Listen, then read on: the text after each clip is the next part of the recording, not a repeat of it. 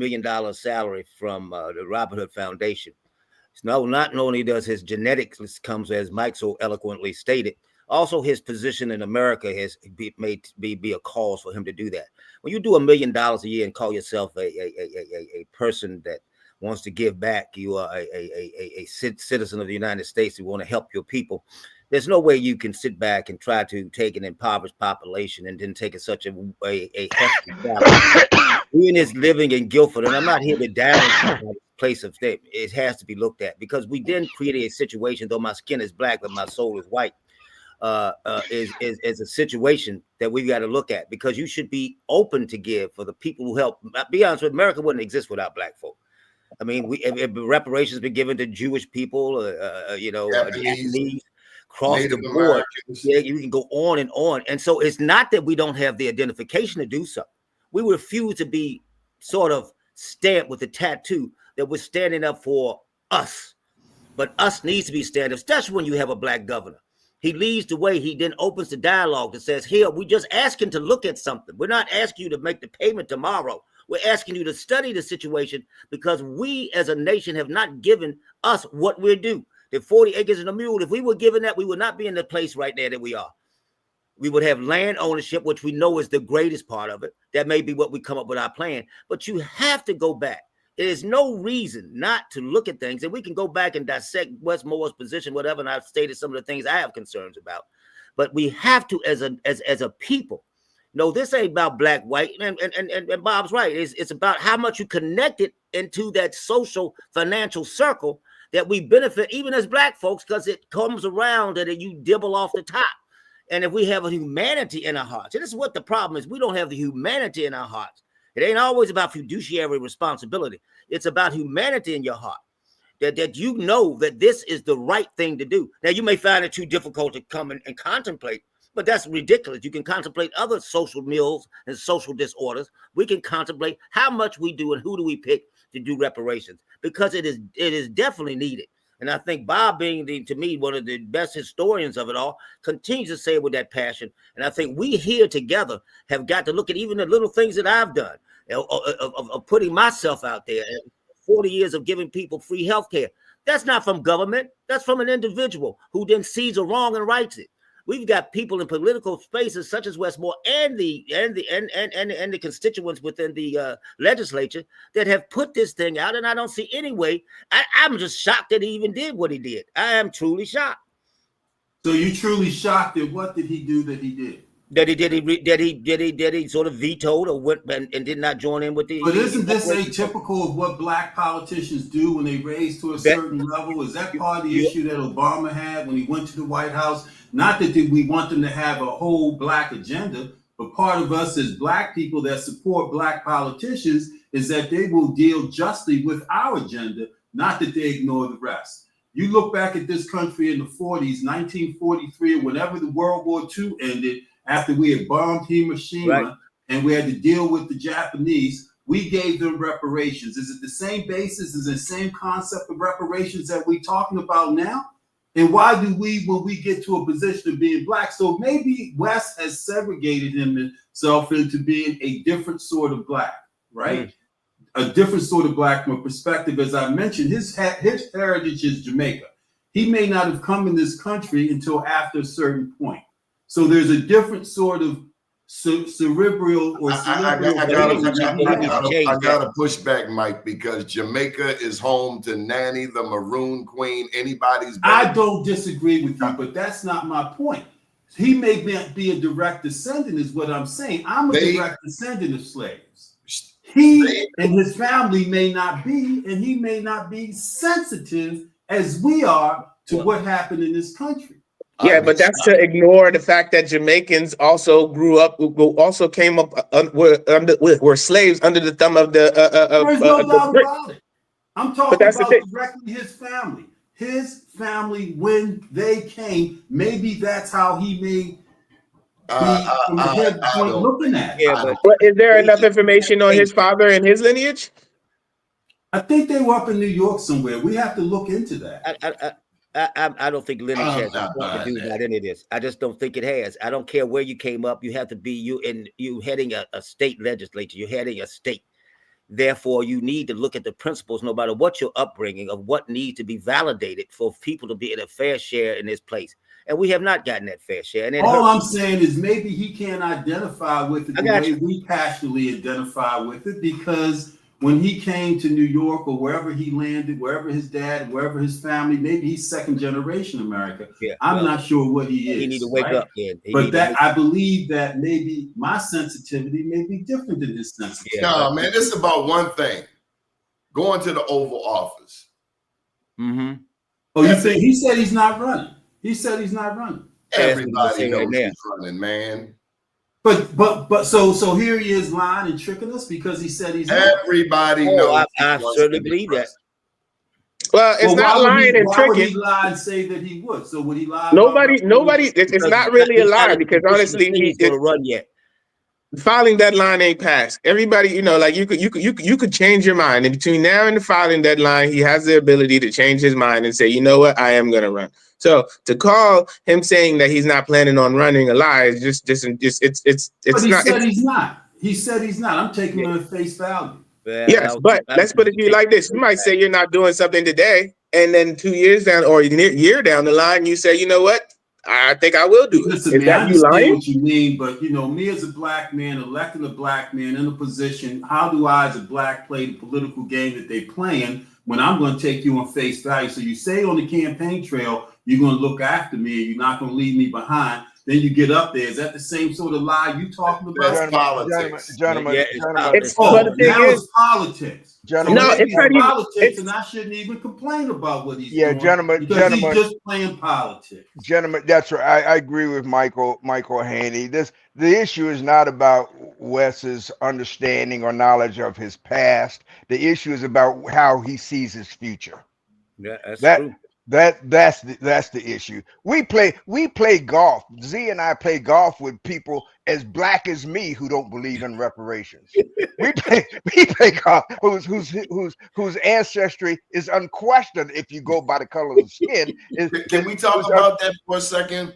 Sure. About black people who are against reparations. The Japanese are never against reparations. Jews aren't. The Native Americans aren't.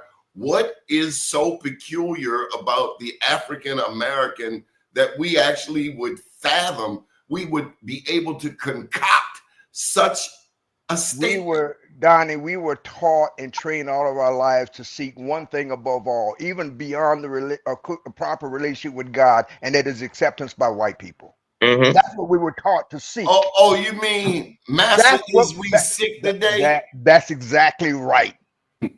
So we were taught not to want anything that we were not told that we were supposed to have by white folk.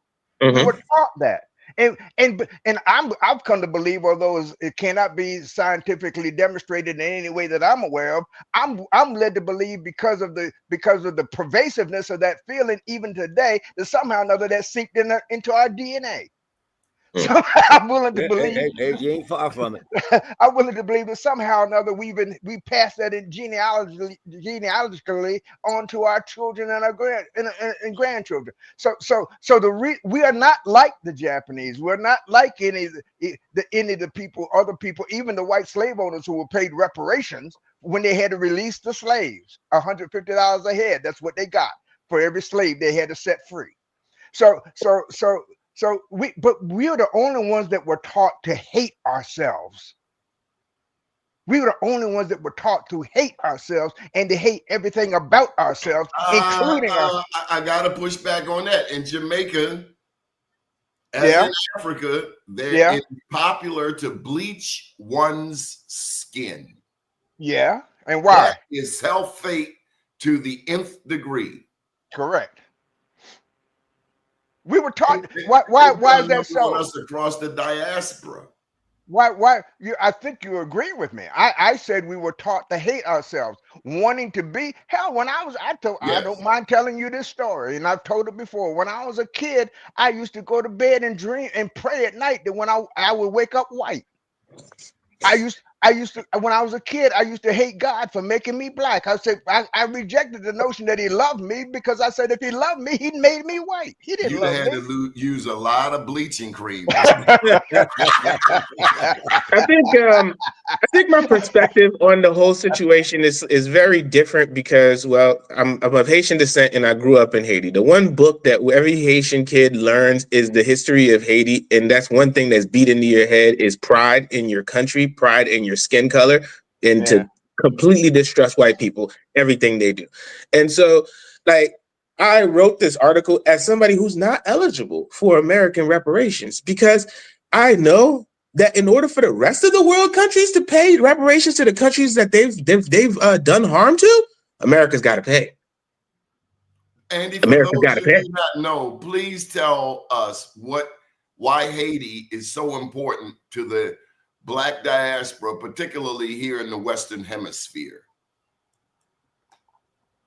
Well, we they were one of the first. They were the first country to be free. The only, right? The only. That's right. Tell them, Andy.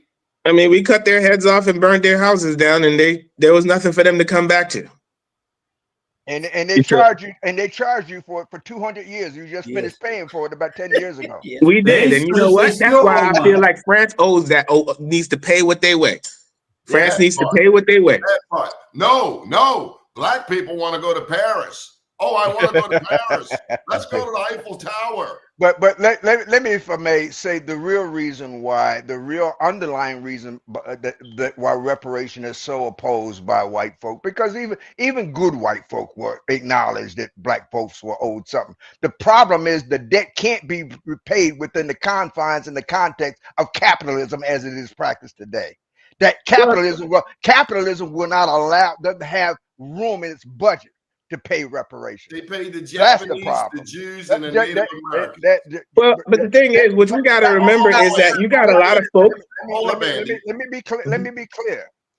Capitalism can't afford to pay reparations because reparations is based upon ultimately the theft of primarily labor.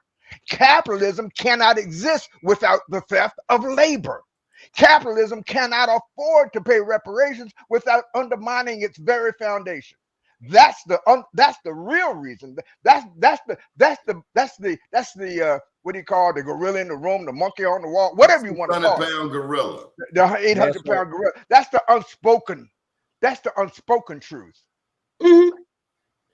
I definitely agree with you there. But that's all ties back to the companies who actively participated and benefited. See, one of the prevailing arguments is, oh, why should people who didn't have any part of slavery pay for the sins of their grandfathers, fathers? Okay, I hear you. But to the Jews, the Japanese, or the Native Americans, why are you saying it to us?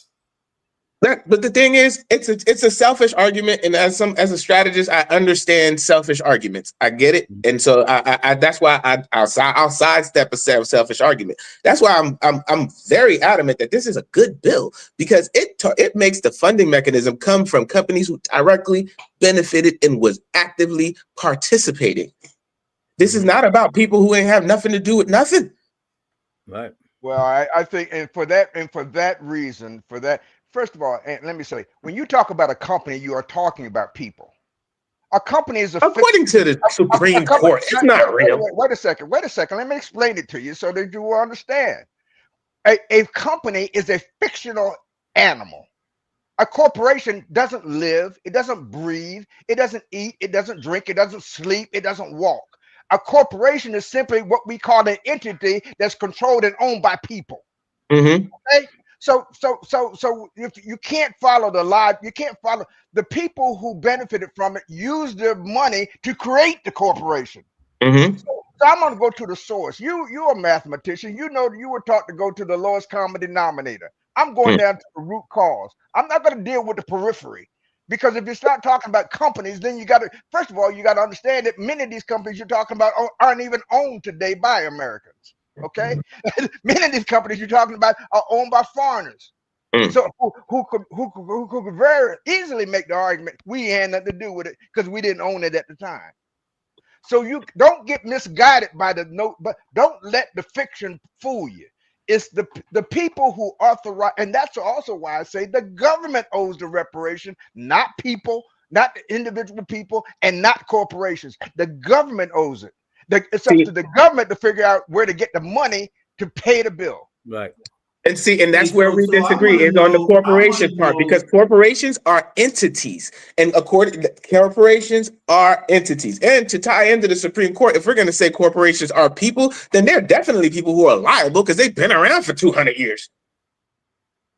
So, I like wanna the thing know- is, I've not been been understood, and I apologize. We're talking about Maryland, where there's a lot of blacks. And Westmore says that he's doing some other things. He wants to, figure out a way to equality for black people.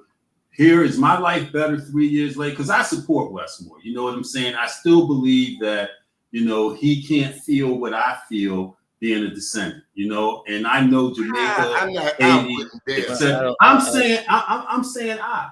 I'm not. Let me don't have agree it. with the veto, I'm but I saying ain't gonna he strip can't a mother's feel my argument on reparations like I feel it. But I I don't- feel I his don't passion. I feel his passion about wanting to help black people. Mm. Are your lives better? He want to as help a black result people of and help having- himself. Are your lives better as a result of having this black government? I don't. That's Can we take this to the United Nations, Mr. Bob? Oh, you don't want to answer that question, huh, Donnie? Is your life better as a result of black government? I made more money with Hogan. Okay, hey, you laughing, but let's look at the realities as a black community. Is I our made black more money community, with Early. is our inflationary numbers down, or do they all blame it because of politics on the global issue of Donald Trump? I Donald blame Trump black becomes gatekeepers. the biggest excuse for everybody in terms of economic reasoning. But I don't blame we West. isolated in Maryland, I and don't he could blame. have done more. Could he have done more? Is your life better, Bob? Can I You speak? get more? I don't blame Wes. I blame the entourage. It's never the celebrity. It's always the entourage, meaning the people who have been put in place. So specifically with a black governor, to me, I see more black gatekeepers than ever before. Question. Well, Hold up. Let me get a point in. Damn. he's on the back. Time out, son. When you look at Ricky Smith, who led the transformation of BWI Airport, he was here before running BWI. O'Malley, Paul Wiedefeld bumped him. West brought back Paul Wiedefeld. And Wiedefeld wanted to bump Ricky again. Next thing you know, Ricky leaves and goes to run Atlanta's busiest airport in the world. Do we really have power? We always talked about that. So you questioning Wes's power or his entourage's power? The We vote for entourage, him. the people that we don't see. Well, one of the people that we don't see was Professor Larry Gibson. Larry wrote a piece against urging the governor to veto the reparations commission bill, because according to him, we've had too many studies, and we shouldn't wait another 2 years for the results of this report to come out. Now, the option, of course, wasn't suggested, but nevertheless, I mean, Larry's never held a government position, so far as I know. He's not part of the entourage that occupies a seat on the second floor of the State House building. So what I'm saying is this: but he has been a part of every historic black election in Maryland. that as far back as I know, and he was largely responsible even for the fact that I even went to law school in the first place. Doesn't mean it's not wrong. Larry Gibson and a former judge named Ken Johnson, who used to run an organization called Lawyers Committee for Civil Rights. And one of their missions was to get young blacks that interested in going to law school. I was the first one to come through their program. I interned at an old firm called Frank Bernstein, Conaway and Goldman when Ron Shapiro was a first-year associate when I was there. So I credit Larry. I give Larry tremendous credit for helping direct what came to be my future. And that's the same Larry who urged the governor to veto this bill. So we have an all black, we have an all NBA Board of Public Works, all MBA, qualified MBA participants, right? Meaning that white women are qualified to be MBAs in this state, MBEs, right? We got 2 blacks on that board. Have we as a people benefited and seen any residual as it relates to the benefit of an MBE Board of Public Works? Are our lives, is our demographics better 3 years later? I'm just asking the question. What? That's a question that requires a bit of that requires like diving into the numbers. Right. Right. I remember seeing a report that, when it comes down to meeting the And MBE. come on, Andy. All we gotta do is open our wallets, look at our content. We're not. Man, come on. It's not quite that simple, Michael. It's not. It's not. Listen, you all are up here, man. Ask the black people that you hang around the neighborhoods, man. Ask black people from a job perspective, are they better? Look at all the people that are out of job. But the question is why? Why? Why? Yeah. Why? So maybe that's where it takes to delve to look into to see whether this guy ought to be our governor the second time around. Because it doesn't take all that number dive. Andy, you sound like the politician you represent. With that wasn't right? nice, Michael. No. I'm not trying to be not nice. I'm just trying to be real about what people that watch this show want to hear. They don't want to hear come back next week and dive into the numbers. My ass is hurting now. The thing is that we can make whatever statement that we make on this show right this second without looking at the black and white is an assumption. It's hearsay. It's just, I mean, especially you just opening up your wallet and saying, oh yeah, well, I'm not doing better, so everybody else must not be doing better. We are not the demographic. I'm doing fine. I'm a hustler. I'm going to eat regardless. I just opened up my wallet and I asked me to do the comparison of now versus 2 years ago when Hogan was in office. Donnie already admitted he was doing better when Hogan was in office. Didn't you say that, Donnie? Yes. One of the problems. All I'm saying is, Andy, it don't take black and white and studying to get a feel for people in a sense whether inflation at 10% now versus what it was 5 years ago is hurting them. One of our problems that we have is putting out and signing contracts that benefit us. Bob is a minority contract expert. Are you seeing more minorities with contracts, Bob? Oh, absolutely not. Come on. Let's get real. In fact, under the state's MBE program, the majority of that money that supposedly goes to MBEs has gone to companies that say they're owned by white women. Let's get real. And that's been true from day one. Our problem is we want to reach conclusions without taking the time to research and understand the facts. We want to reach conclusions based entirely in most cases upon assumptions. We want to reach conclusions based upon what we feel, which means that we're thinking with the wrong part of our anatomy. I assume, Bob, when we had 2 blacks and a white woman on the Board of Public Works, I assume we would be in a better position. So you're right. I assumed wrong. Well, no, the thing is that the calculations we're over here. We're discussing this thing without factoring in corporate capture. It looks like political suicide. What's that word mean? Andy, you got to get off this corporate board. What are you talking about? Nah, man, I'm staying on the corporations because they made money off of it and they've been investing in the stock market and keeping that money rolling. Andy, who runs the corporations? White man. It doesn't matter. It doesn't matter. The corporation is an entity. When a corporation wrongs you, you don't sue the people who work there. You sue the corporation. It's an entity. Because those people pass laws insulating them and protecting them against personal liability. And if I'm in a position to write the law, do you think I'm going to write it so you can sue me? Give me a break. I'm not that stupid. Well, that's the thing. Also, throw out something to everybody. Also, we sometimes need to look at this with a different framework, because I have all my life been a barrelless health system. If you ask and get reparations and stop looking at it as an economic or fiduciary or corporatized situation, And look at it as a major health problem. We because of our fiduciary sort of negativity, continue to be escalated by health problems throughout. This is not just a fiduciary. Reparations and getting blacks to an even playing field changes their whole outlook and life expectancies over and over again. And sometimes we get so lost in these conversations of black, white, or who does it, who's gotten in office, does he run for politics or not? And we lose some of the basic principles that need to be done. This is a humanitarian situation, and it needs to be at least discussed. That sometimes when we bring things up, don't always put it into that side. Look at a window where we can put it on this side and say, this is a public health concern. And we will do it because that brings a more immediacy of people going to discuss it, because it brings it into a health situation and not just a fiduciary situation.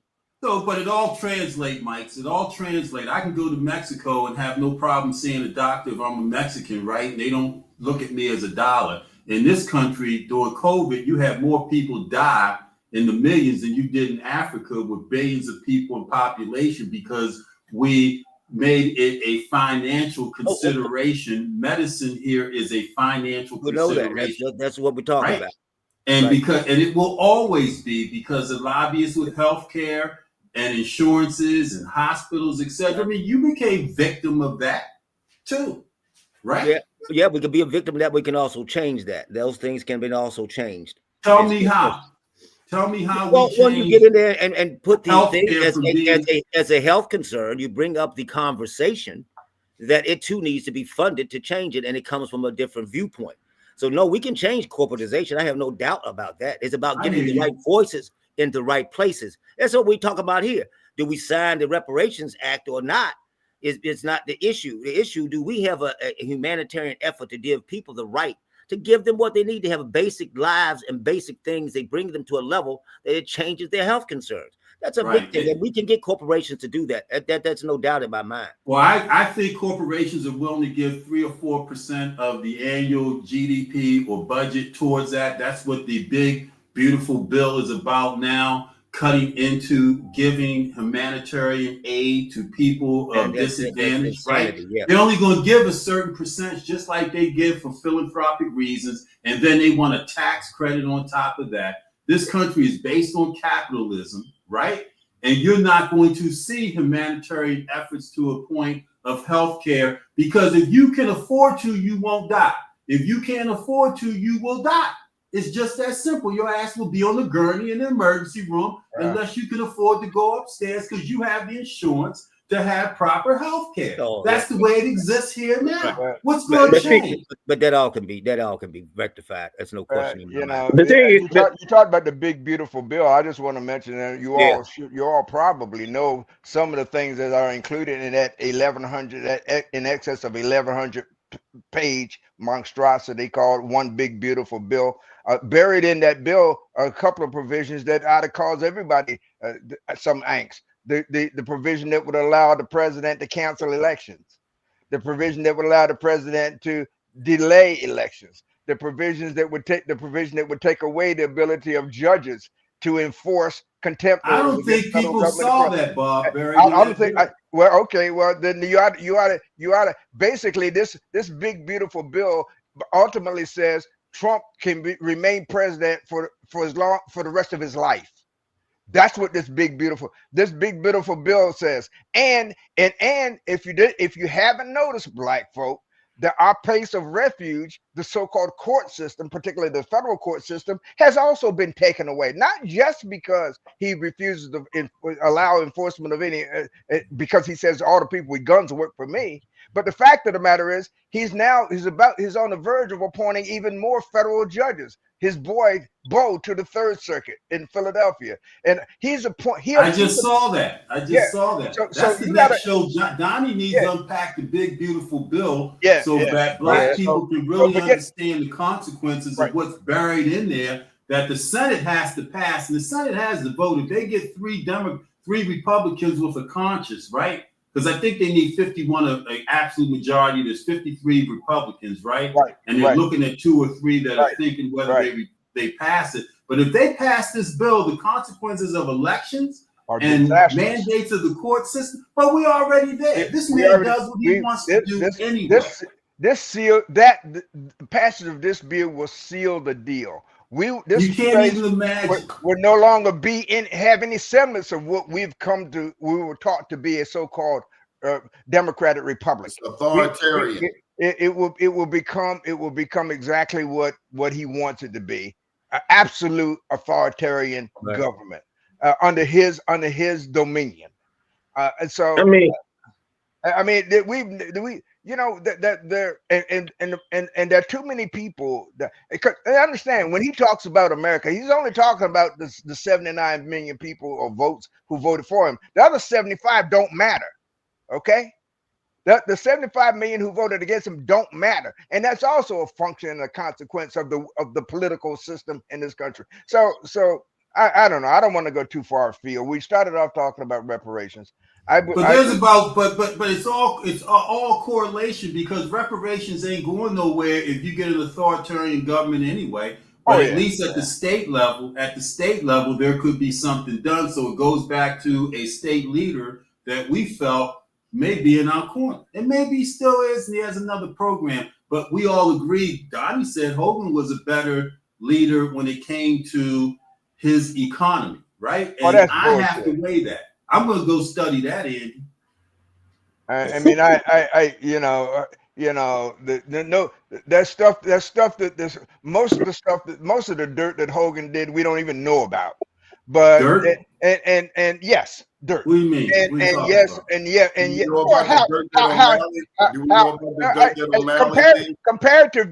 Comparative dirt doesn't fly with me, because my grandmother told me 2 wrongs still don't make a right. I don't care. O'Malley locked up black people. O'Malley didn't do it because he was a Democrat. He did it because he wanted to be reelected. The same at least Hogan had Mike Zolikoff as a spokesperson. You know what I'm saying? He gave Doni money. We all made a bit of money during COVID, so he took a plane load of stuff for his wife's people over to overseas. Now, Michael Haney? They all do it. Are you better off now, Michael Haney, 2 years later under Governor Westmore? It's a struggle, man. It's a struggle. I'm not pinpointed to him, but it's a struggle, man. I've had a bit of the knees cut from underneath of me, but it's a struggle. Are we too, Dr. Zolikoff, are we too heavily Democrat in Maryland, blacks? I don't know if we're too heavily Democratic. I think if we too heavily into Democratic philosophy. I think we need to learn how to change our conversations to. I'm still going to push my humanitarian thought process, because that's the key to this thing. You'll never fix this thing with political situations and maneuvering. I think we as a society have to look at, where is your heart?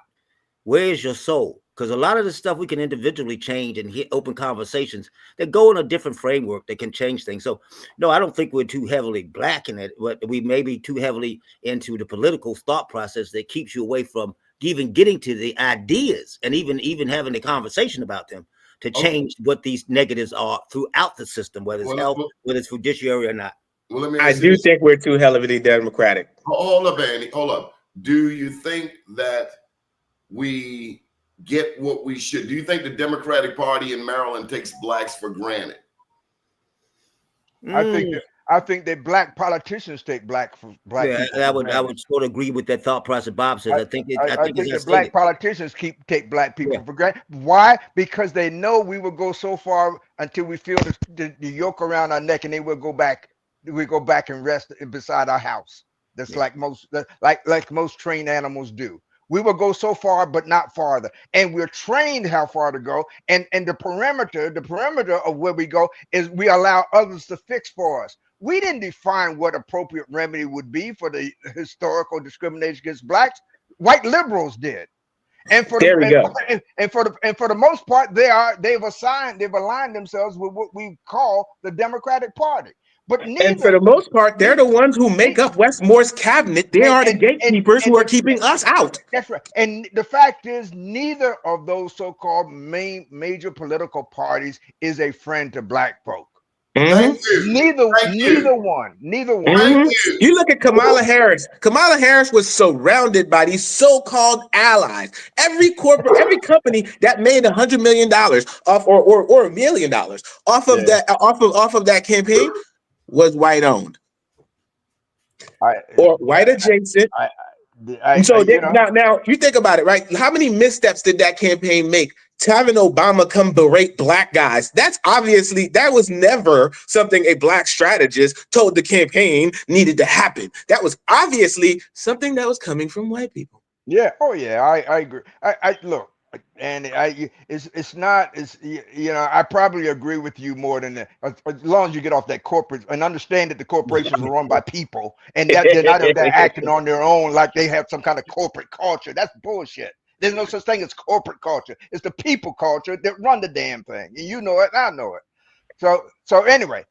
And the thing is, though, it's not hard to differentiate that. But when the people who are running this corporation also carry this subconscious hatred for us that they don't even realize, because they always talk about, I'm not racist, my best friend is black.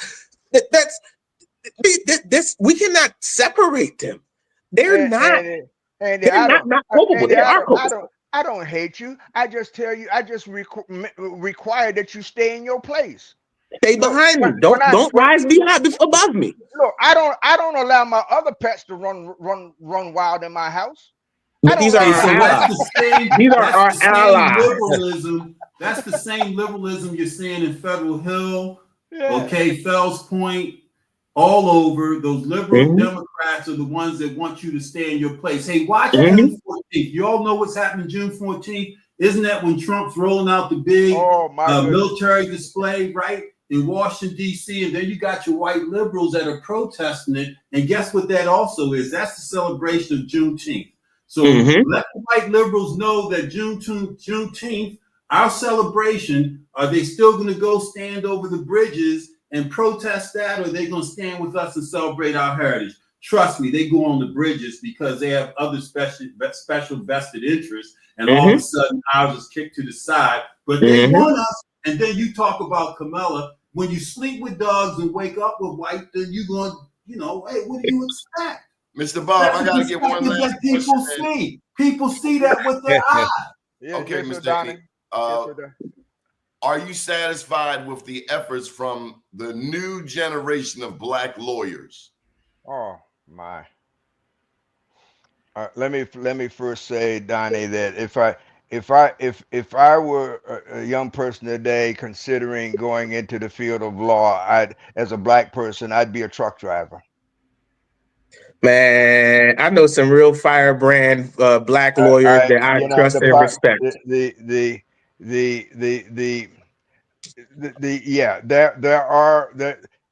problem. Hey, Andy, I agree with you. One of the problems with the new breed of black lawyers is that it's the same as with the new breed of black anything. For the most part, they think the world began with the day they were born.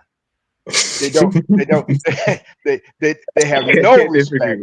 They have no respect for people who've been on the what they call the battle. They want to stand on your shoulders, but they don't, without even saying. They want to say thank you, but they don't want to. But they don't want to help. They don't want to help support the lift. They just want to stand there. So today is a difficult time in the profession. Period. But our problem is leadership in every field, not just legal field. And our problem is leadership in politics and everything. We don't raise, Donnie. We don't train our people, our children, to be what we claim we want them to be as adults. Okay. We don't train them. You don't get this stuff by osmosis. It's not intuitive. The need to sacrifice as a leader is not something you're born with. You have to be trained. You have to be trained to say the benefit of my people comes ahead of my personal political aspirations. The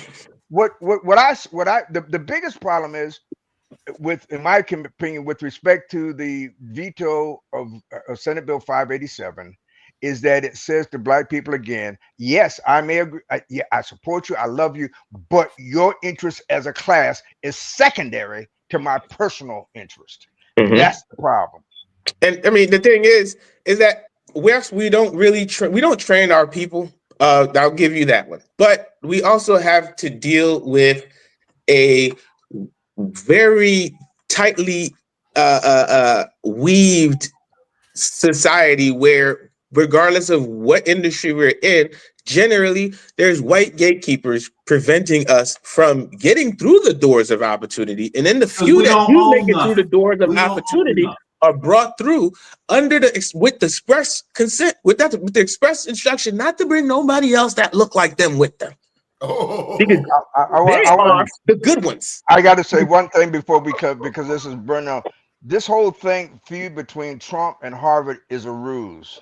It's a setup. Once he demonstrates that he's willing to attack the oldest and most elite of the white institutions, the next move is going to be shut down the black ones. Watch what I'm telling you. Like It's a rule. It's a rule. Watch them. Because see, Harvard's going to make it regardless. They got too much money. The move is, but by demonstrating his willingness to go against a white school, you can't accuse him of racism when he turns his own toward age, and we know that he's coming after black folk. Oh yeah, definitely. Well, so go Harvard, and they offer some free classes. Sign up. Yeah, do it. Thank you for joining us today. We'll be back tomorrow with the big beautiful bill. The big beautiful bill. All right, big beautiful bill. Good morning, world. All right, baby. Thank you.